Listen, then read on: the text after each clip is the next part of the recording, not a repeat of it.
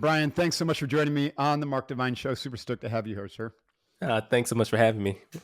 Yeah, no, I'm excited. I'm looking forward to getting into your book, Selfless. And but as I mentioned a little while ago, I really like to get to know kind of the who and the why of the person I'm interviewing. Like, so where are you from, and what were some of the formative influences on your life that led you down this path or pointed in this direction?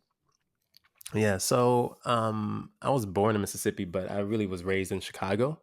Okay, So I'm an '80s and '90s kid from right. Chicago, and I moved around a little bit within Chicago, in and out, Chicago suburbs, Chicago, and I ended up just going to a number of schools. So I went to I don't know, 6 schools before I left for college, 2 Okay. high schools and 4 schools prior. Wow. What Yeah, what was the and cause of all that? Obviously, just like family stuff family involved. stuff, mothers moving around, just trying to find a better place, just Was your father life. a presence? Yeah, so my dad was around. My parents were divorced, but they were always, both in the Chicagoland area. So, Right. Okay. but I was with my mom, and we just ended up moving around quite a bit.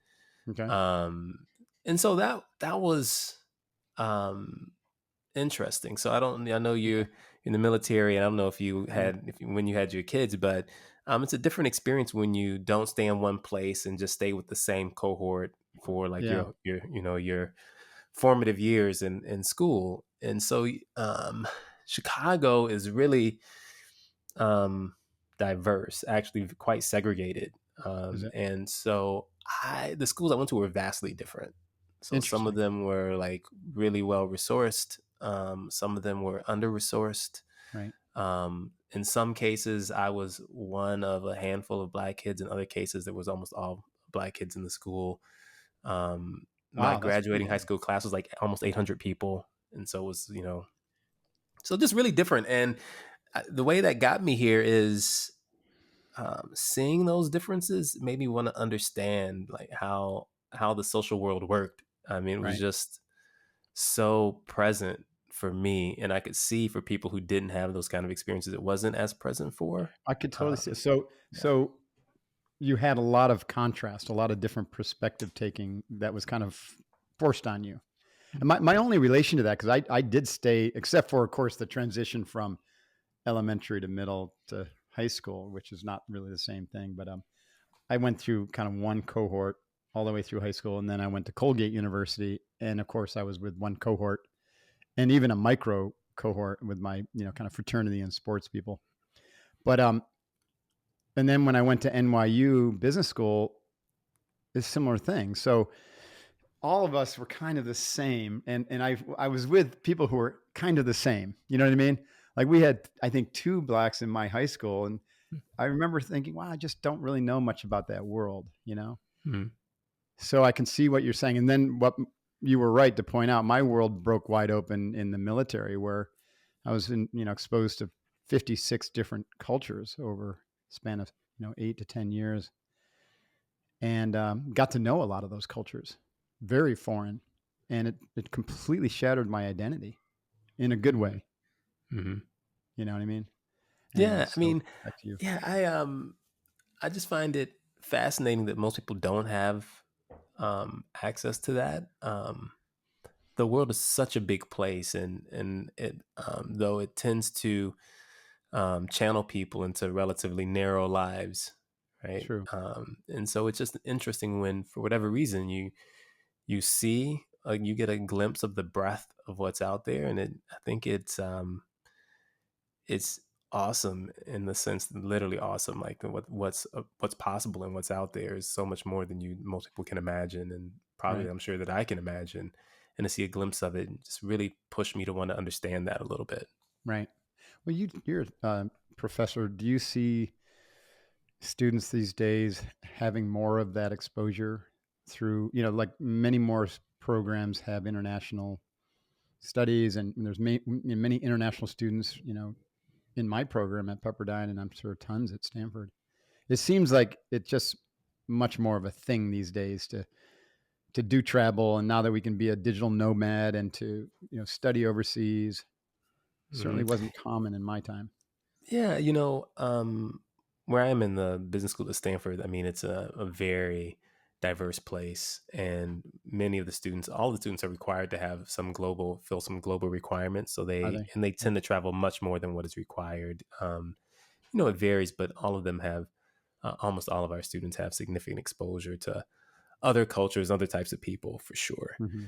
Hmm. It's what's interesting about travel though is travel alone is not enough because you can travel and try to bring your home with you. It's Right. like you can True. confuse Yeah. the physical location for like a different kind of social space, right? And people Right. sometimes travel and they go to McDonald's and they go to Starbucks That's and right. they sit on the Yeah. beach with other tourists, right? Yeah. Like Yeah. so, I like you like to you see draw. it, but you're not, That's right. Draw a line between touristic travel and travel for expanding yourself, Hmm. like where you go with the intention of learning or at least picking up some of the language and really engaging with the culture and Hmm. living in a place for a while. When I Yeah, you when know what? I did do a overseas study and when I was a Colgate junior, and so that 7 months that I was in Europe was just life changing.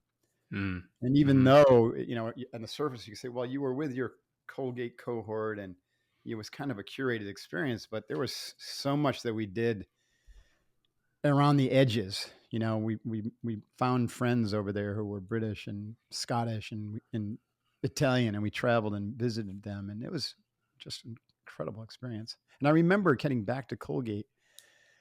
I guess it was spring of my junior year, and feeling like something very substantial had changed. Mm. And it wasn't Colgate; it was me. You know what I mean? I looked at everything differently.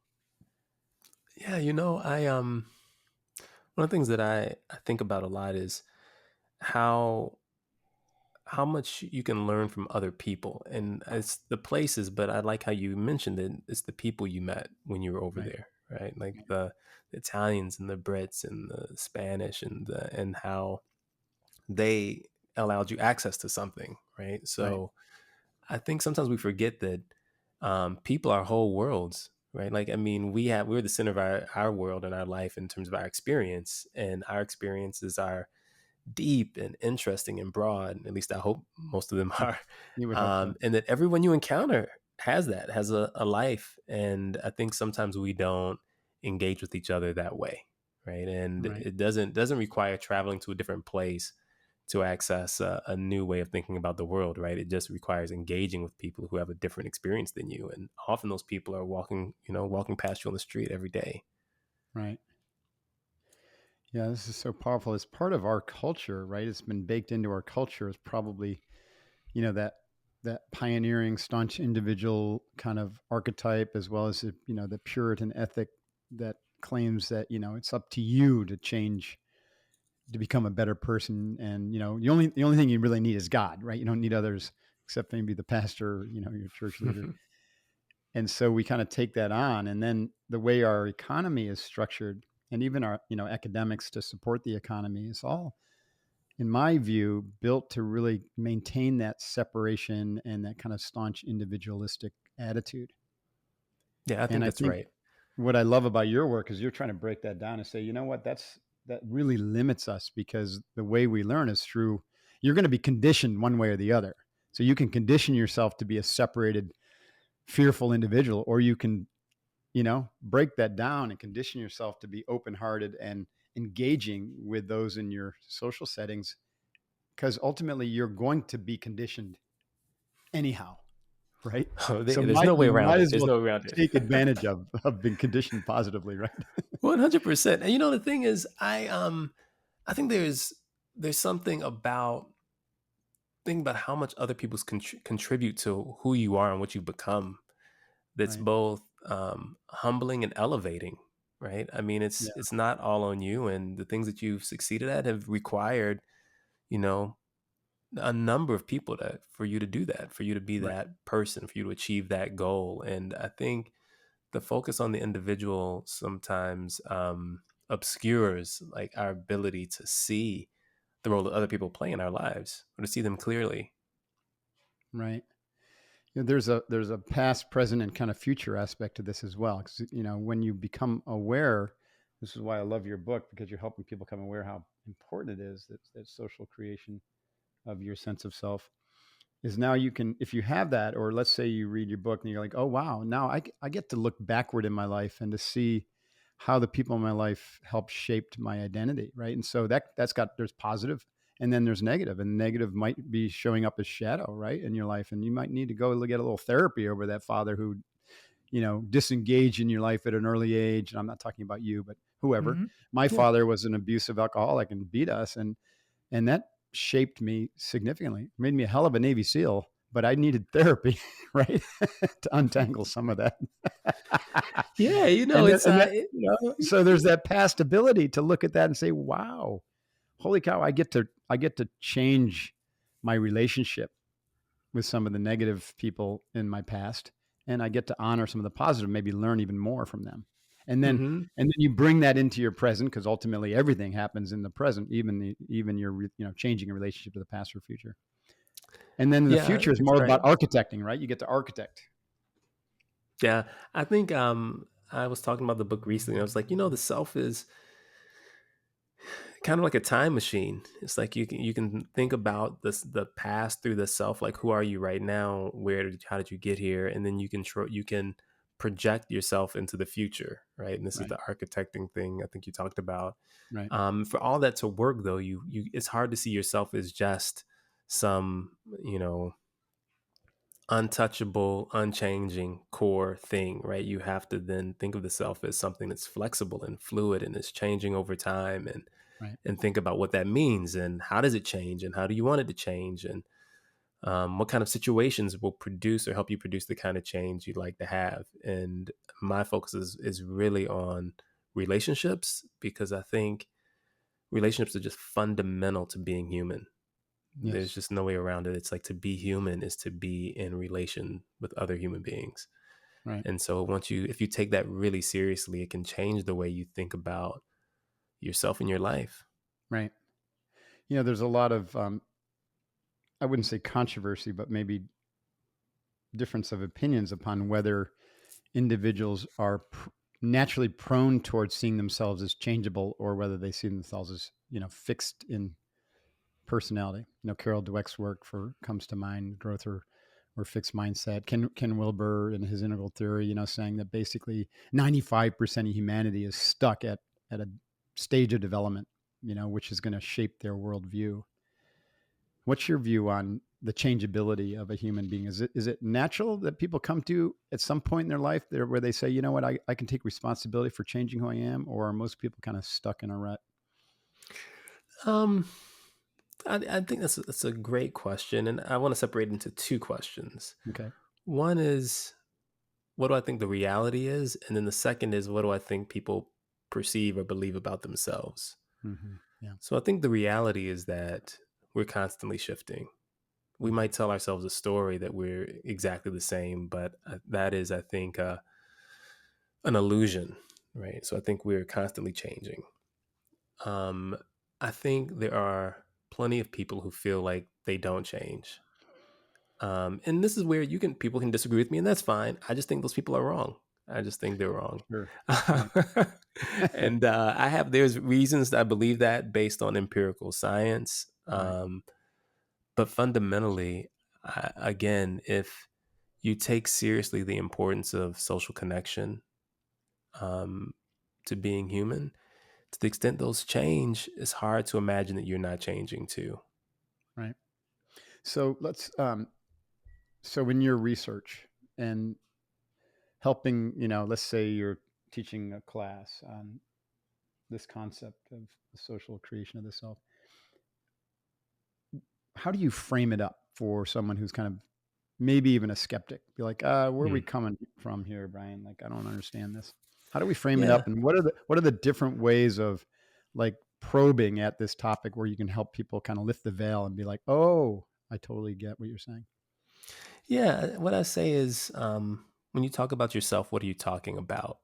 Like, what are you referring to? When you say, I like this, I want that. What are you talking about when you say I? Who's the And I? what I point out is what most people think, and this is this, healthy individuals have this experience, certainly in the West and maybe other places too, probably other places too, of existing inside their head, looking out of of some, some, let's call it a machine for now, Yeah. and controlling the, manning the controls.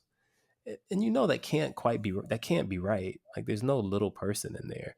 So then I just ask, like, what is it then? What are you, where what is that thing you're referring to? And then, people will like, they haven't generally thought about it that hard, and so they'll say something like the brain.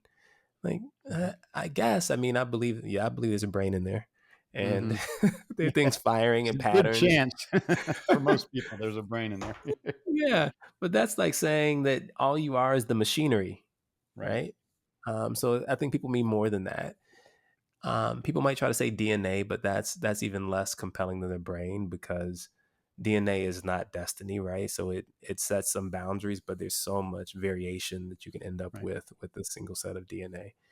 Um, and what it gets to at the end is something like, I think people mean the self is almost like a soul, but most people don't want to say that. Right. And then they want to etch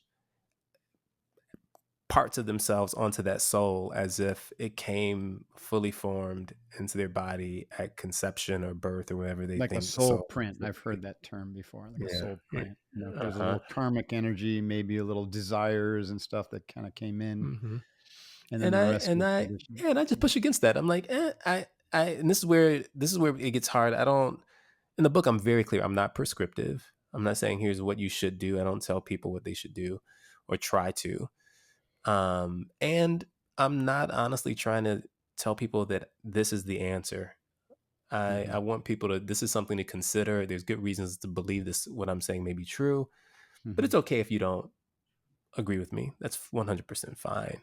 Hmm. I will be satisfied if what you do is think harder about who you are and what that means, right? Yeah. Even if you don't agree with my conclusion, that's fine.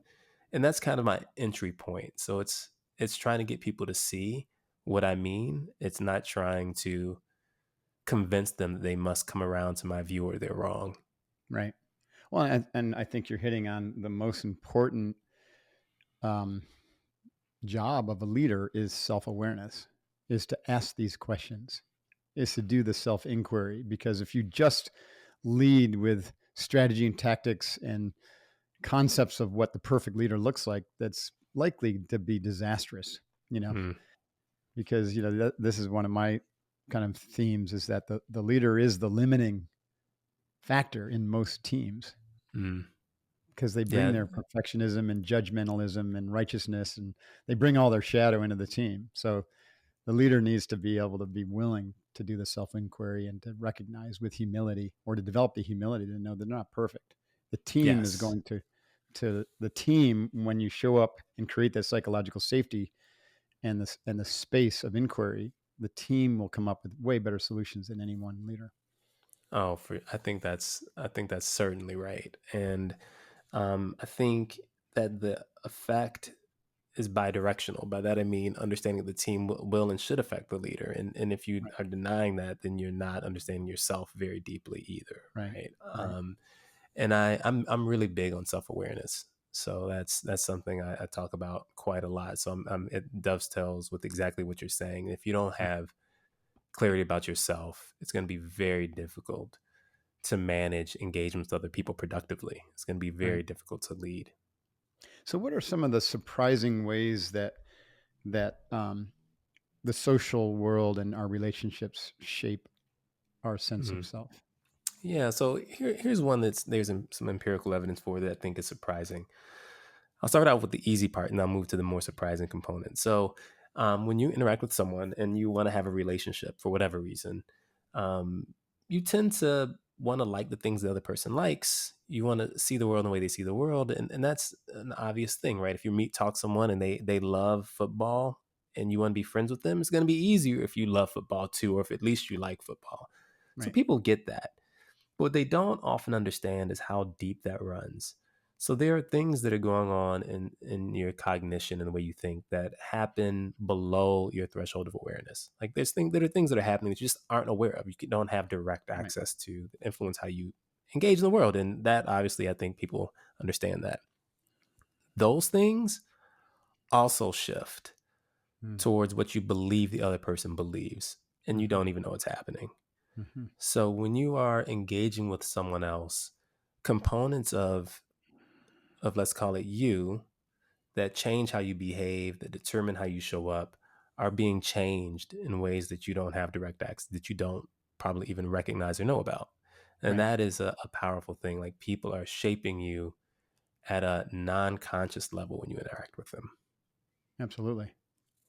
Yeah, what's coming up to me is just the whole theory of embodied cognition and this idea of codependent arising, right? So that we think that there's this back and forth, a stimulus response, or I have a thought, I put it out in the world and then but the reality is everything is arising simultaneously. It's Mm-hmm. codependent. I don't like Mm-hmm. the use of that word codependent because it's got other meanings, but this notion that the knower and the known are actually a mirage and it's just the knowingness that's happening Yes. simultaneously. Yeah. See, it gets philosophical really quick. It does, doesn't it? Yeah. So, so we don't have to go down that rabbit hole because that Deep, deep. verges You into get like deep really fast. spiritual. I I'm love it. just gonna point out, Mark, that you took it there before I did. I did. Sorry about that. But and so it's not going to be very practical for the listener for us to dwell in that territory very long. So back to the awareness. Like I think again, when I think of this, and it's a tool for us to orient ourselves so that we can improve our lives. First comes the awareness, and then comes what are we going to do about this, right? So what do we do when if we can acknowledge that our social settings and our interactions are shaping us and changing us moment to moment, changing our sense of self and identity, and then eventually you have these like shattering paradigm shifts that change mental models entirely, right? This is back to kind of fixed mindset or growth mindset. Most people, even though they're changing, they're fitting the new reality back into their old mental models. And that Mm-hmm. only works for so long because over time they begin to experience this cognitive dissonance because their reality that they kind of cram into old mental models is creating a wider and wider gap, and so you have to have a breakthrough or a breakdown. Mm-hmm. So how do we, the point here is if you can avoid all that by becoming more open to the evolutionary nature of our minds, right? 100%. I think there is benefit in recognizing that you change, and this is into the the growth mindset is the most um, or I guess the clearest description of this. And what I'm Right. saying is that the self is fluid. That you Right. are constantly being affected by the environment, and mostly what I'm focused on is the social environment, the people around you. And I think there can be some relief in that. That there's the possibility of change, right? I think people Mhm. need that. Um, the other part of this that we haven't talked much about either, but I think is important for leadership, is recognizing that you also are shaping other people whenever you interact with them. Right. Like that, Good what you point. do, it's not just you did something the person can decide to ignore it or not. That's just not how it works, right? Like you are affecting that person. Hmm. You can't, like, when you engage with them, that's just what it is. You talked about your dad and how that shaped you, but it also happens in all situations that there are human beings engaging with each other. And as a leader, given the amount of attention people pay to you and their desire to have an engagement with you, usually, you have to be clear about your responsibility for those people. That's right. And I think we don't sometimes take enough responsibility for the effect we have on other people. I mean, even as leaders, where people should know that is a part of what it means to be a leader. I think people don't have a clear enough understanding of the depth of the responsibility because they behave as if it's the other person's responsibility to take care of themselves. Right. Well said. And it verges on manipulation. And even though oftentimes leaders won't look at it that way, Mm-hmm. they'll just look at it like, well, I have to be a little bit more forceful or autocratic in this situation. And what they're really trying to do is manipulate behavior.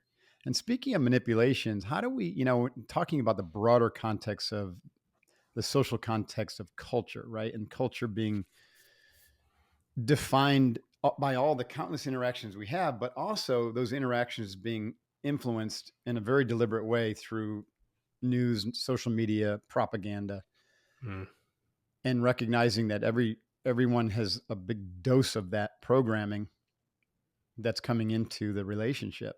And so I think awareness, is so important here, not just in an individual interaction, to be aware how you affect the other person, how they're affecting you, and how this is, co-creating a new reality, but how that our collective or consensus reality has been heavily influenced, dare I say, manipulated.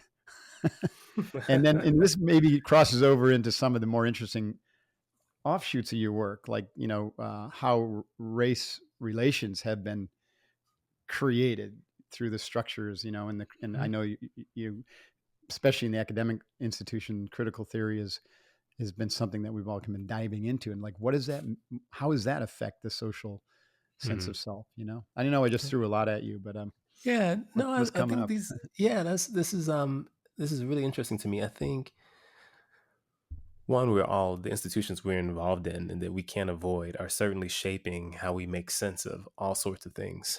Right. Um, and in such a way that it's in the background and we just accept it as true, Right. right? So I think what that calls for is a large dose of humility, Yes. right? Like there's a sense of like we know right and wrong. It's like, well, I hope we do, and I hope people are firmly committed to doing what they believe is the right thing. But when you confront it with someone else that has a different view of that, Right. um, rather than condemning them, there should be some humility and understanding. Like we're all like being influenced in ways we don't understand by the environment around us, and that's shaping our sense of, for example, what is right and what is wrong. Right. We don't have None of us have direct access That's right. to the good or the only good, right? Or maybe there's not even one good to be have access to. I don't know.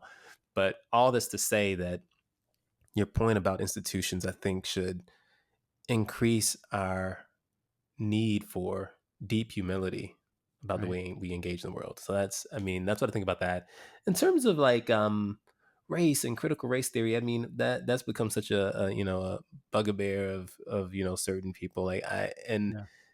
the critical race theory is honestly like quite academic, like the way I understand it. And I did do I read some of it when I was in grad school. I wouldn't say I do critical race theory, but the idea of critical race theory early on was simply, I don't think, even that controversial. It's just the idea You're that just trying to expose the concept to people and say, you know what, these ideas can get baked into the culture of an institution, whether that's a yeah. governmental body or even a academic institution. And so just be aware that this is what I call the background of obviousness. You use the term background. It's hidden from overt view, but it's there.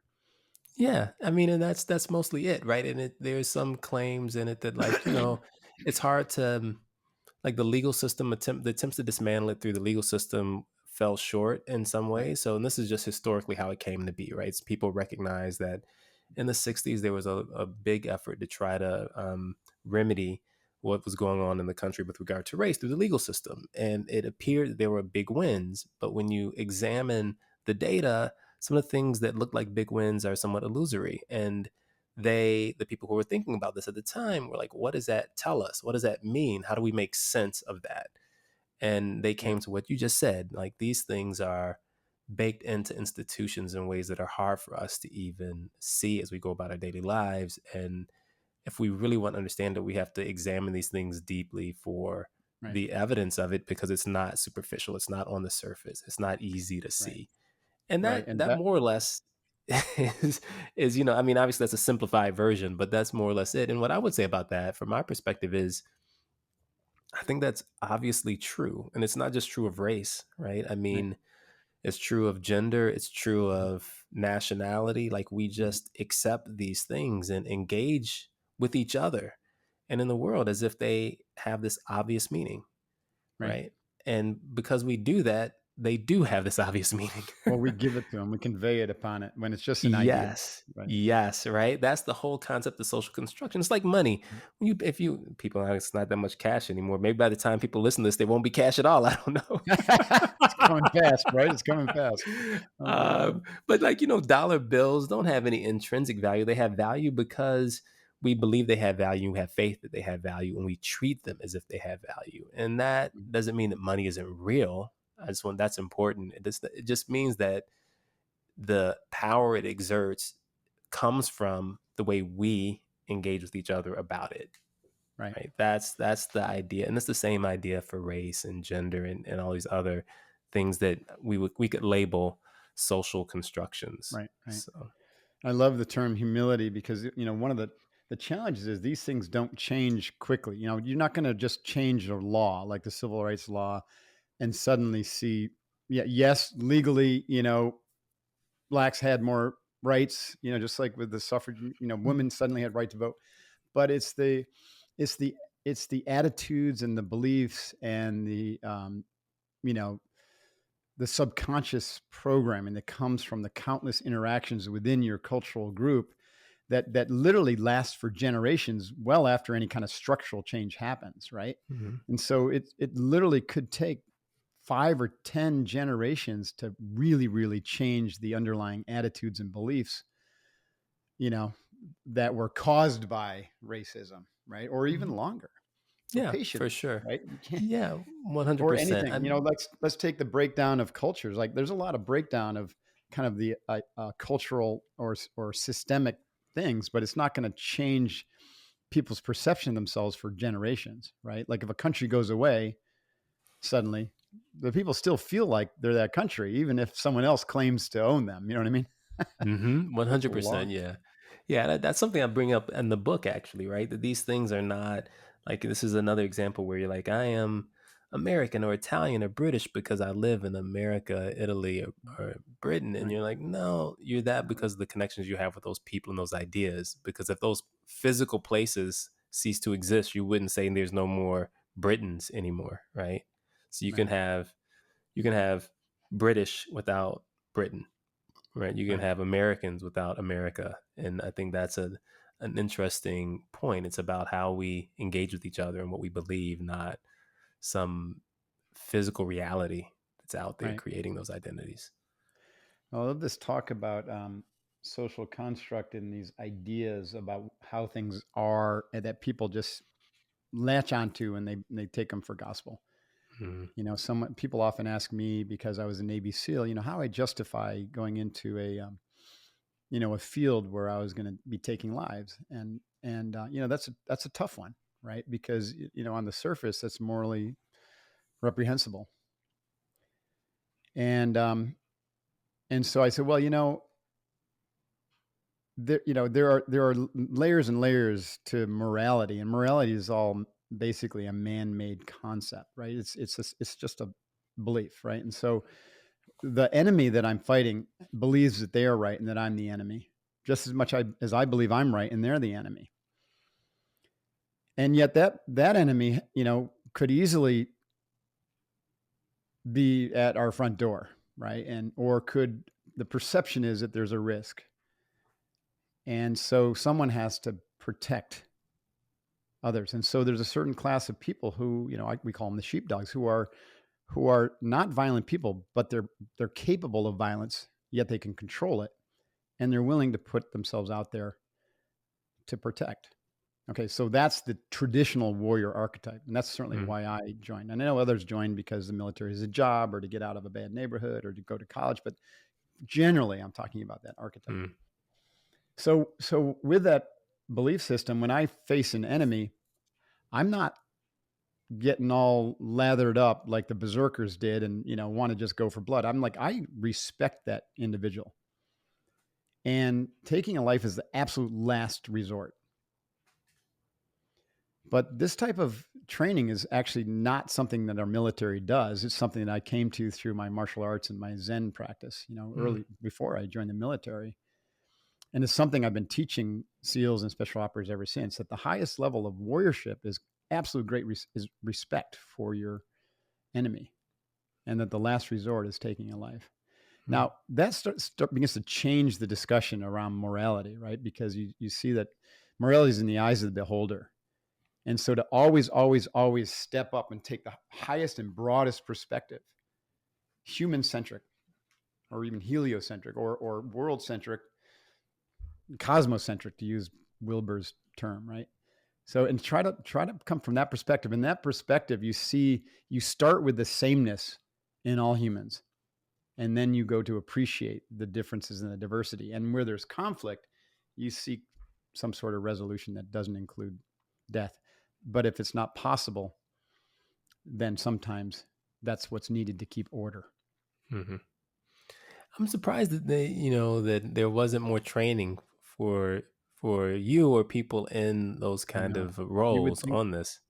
you would think there would be, there's probably at the Naval Academy, the military academies, I think they would probably certainly address some of these issues in like ethics class, or the academies are big on Aristotelian ethics and Stoicism, which they do have some kind of relationship to what I'm talking about. But most of my lessons around this came from contemplation and self-awareness studies, and meditation, and thinking deeply about the nature of human beings. Because meditation, self-awareness development, when you go deeply within, you get to what I just claimed earlier. You get to see the sameness in everybody, right? That's the essence of spiritual practice, is to touch into that which makes us alive, that which Mm-hmm. creates us.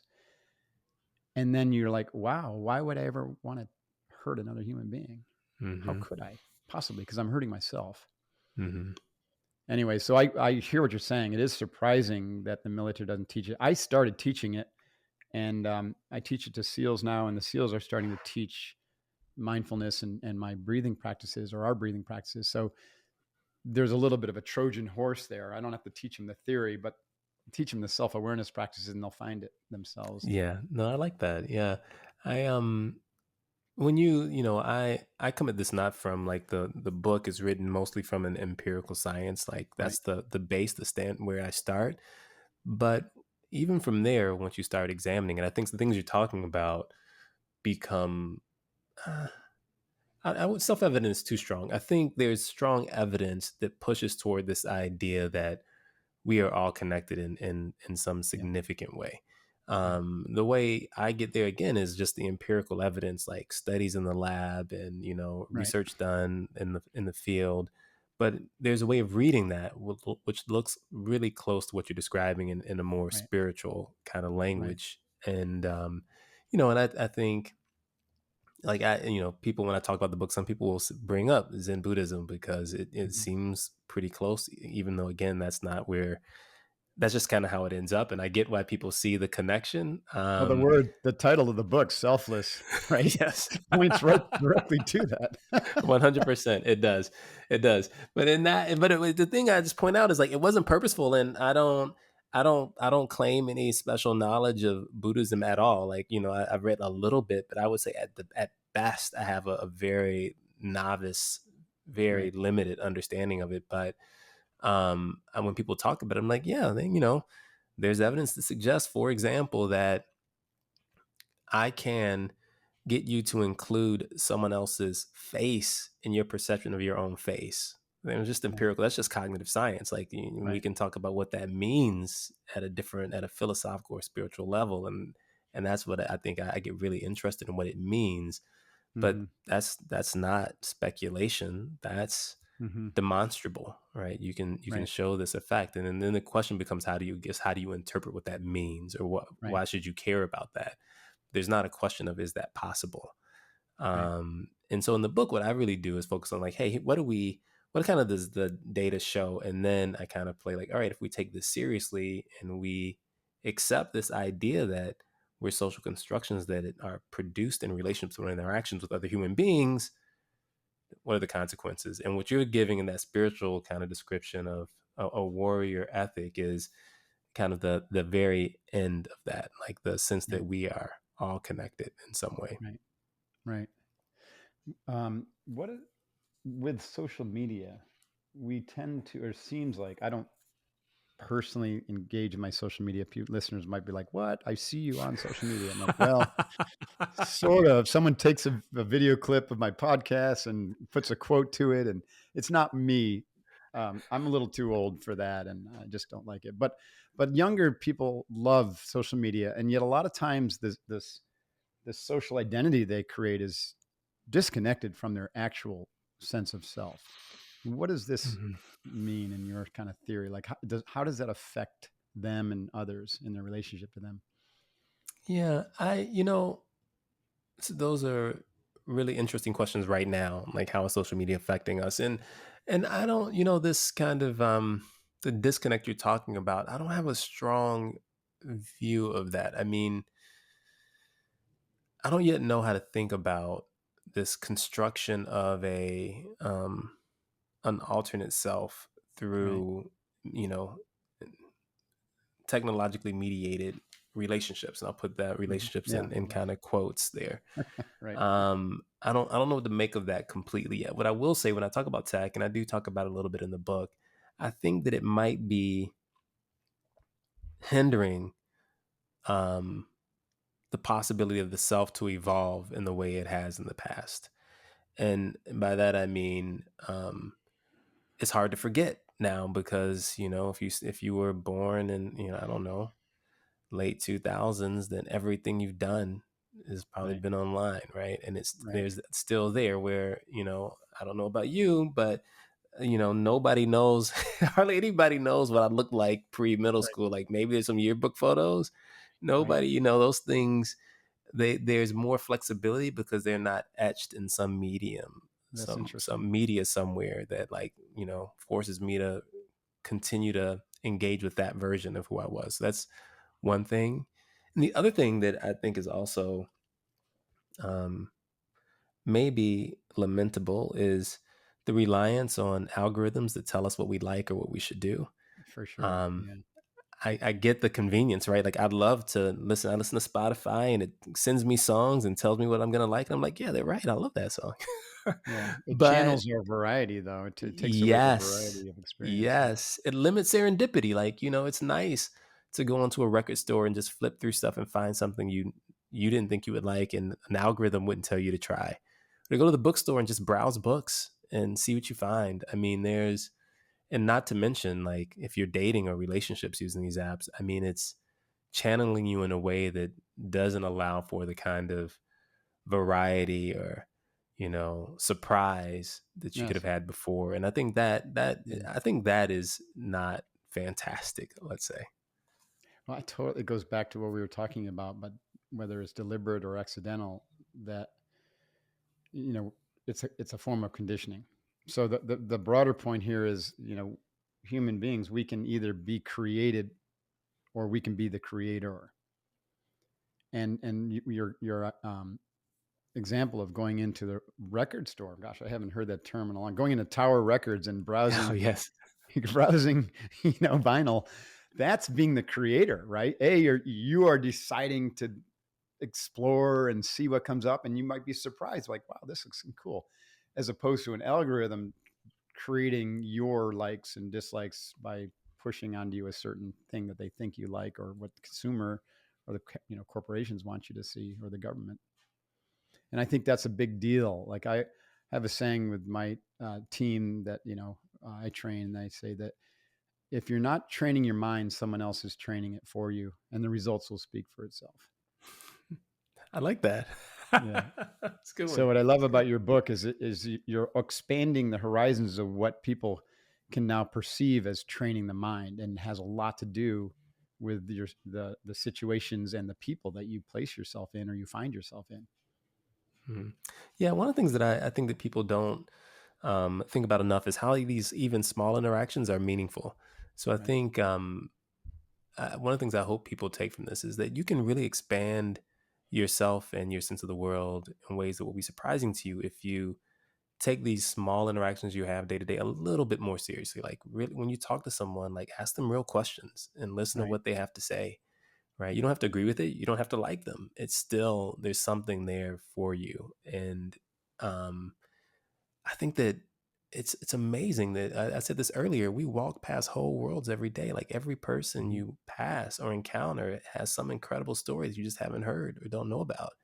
And most of those you're not going to get, and that's fine. But when you are interacting with someone, to create that possibility is really a worthy goal. To create the possibility of having your world expanded in that interaction I love is that. a worthy goal. And this goes to your point of are you going to be a creator? Are you going to allow other people to give you material that will shift who you are and how you see things? Like that is an incredible opportunity that we, I think, often take too lightly. Wow. Well, I can't improve upon that at all, nor would I try. So and it's about 45 minutes, so we're going to kind of wrap up here. But I do love what you just said, because I don't think people understand enough how unique everyone's world is, because we just look out and we see this consensus reality where we've named things or identified things and say, oh, everyone experiences it the same way as I do. No, there's not one world out there. There's 8 billion worlds. And every interaction is an opportunity to understand someone else's world. That's great. Yeah, Love it. Mark, I couldn't have said it better. There are 8 billion worlds out there. And man, the opportunity to explore is vast. It's vast, limitless. Hmm. Awesome. So, Selfless, Dr. Brian Lowery, um, available where books are sold. Do you have a website or social media like people to interact with you? Sure. I actually do a podcast too, in part because I love having these conversations and having the opportunity to talk to incredible people like you. Sometimes I do the interviewing. It's Awesome. called Know, KNOW, Know What You Right. See. Know What You Know what See. you And see. then I have a website, knowwhatyouSee.com. And almost most of my material is there. You can see other podcasts I've been on and such. And I also don't do much social media. I do have a Twitter account, but like you, it's very, very similar. Yep. Um, it's at Brian Lowry, PhD. Awesome. Awesome. Well, thanks again, sir. This has been a delightful conversation. Really enjoyed it and appreciate you for doing the work and for doing your own work. Thank you. I really appreciate the time. It was a great conversation, great questions, and Yeah. I really admire the work you're doing. Well, thank you. Hoo-yah.